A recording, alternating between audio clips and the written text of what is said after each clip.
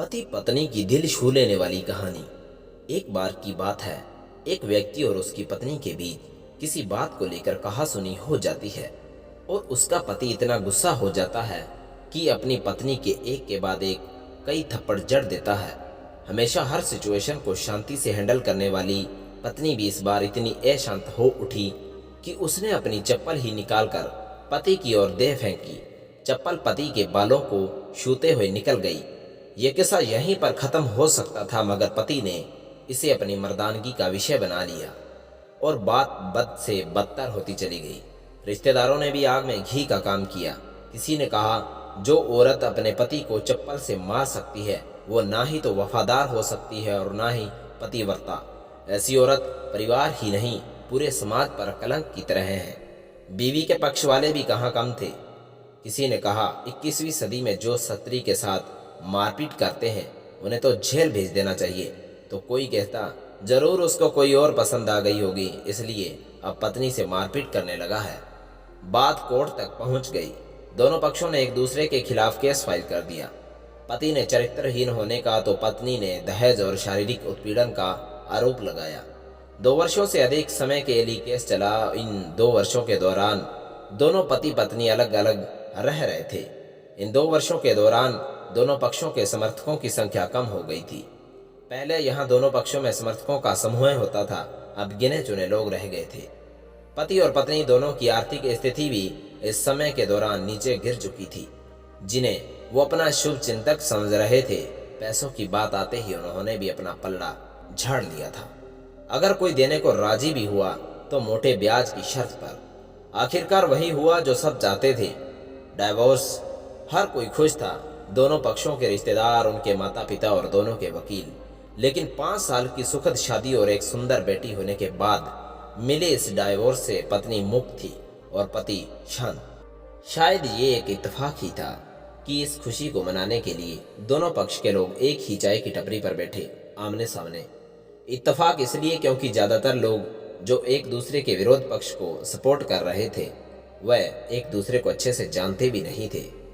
पति पत्नी भी इन सभी से दूर एक दूसरे के सामने मेज पर जा बैठे। पत्नी ने पति से कहा, अब तो खुश हो गए ना, तुम्हारे मन की जो हुई है मुबारक हो। तुम भी तो आज जीत गई हो, मुझसे तलाक तुम्हें मिल गया है। Congratulation you to.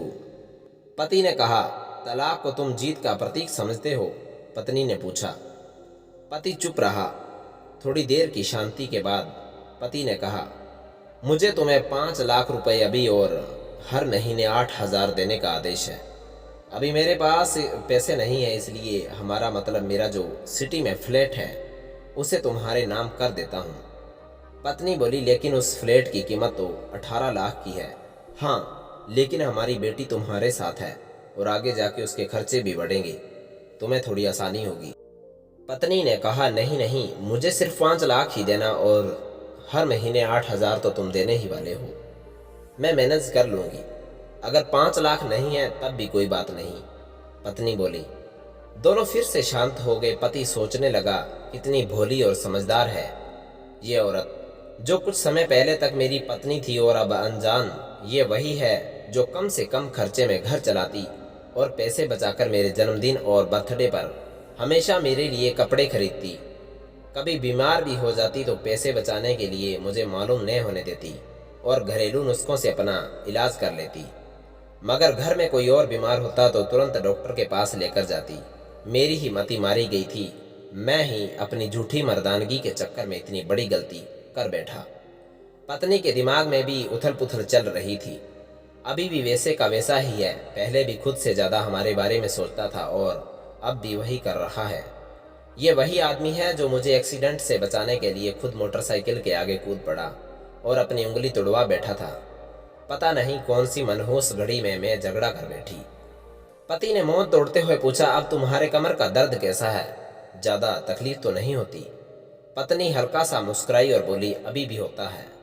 वो तो होता ही होगा, तुम योगा या कसरत भी तो नहीं करती हो। पति ने कहा, तुम बताओ तुम्हारे अस्थमा कैसा है अब? क्या आप भी दौरे पड़ते हैं? पत्नी ने पूछा। हाँ, पढ़ते हैं, पहले से ज़्यादा, क्योंकि अक्सर इन्हें भूल जाया करता हूँ। याद दिलाने के लिए तुम जो नहीं हो। अब पति बोला। पत्नी की आंखों में आंसू आ गए और वो बोली, तुम्हें मेरे चरित्र पर सवाल नहीं उठाने चाहिए थे, तो ये परिस्थिति आती ही नहीं। हाँ, मैं जानता हूँ तुम बहुत अच्छी हो, मुझसे गलती हो गई, बहुत बड़ी गलती।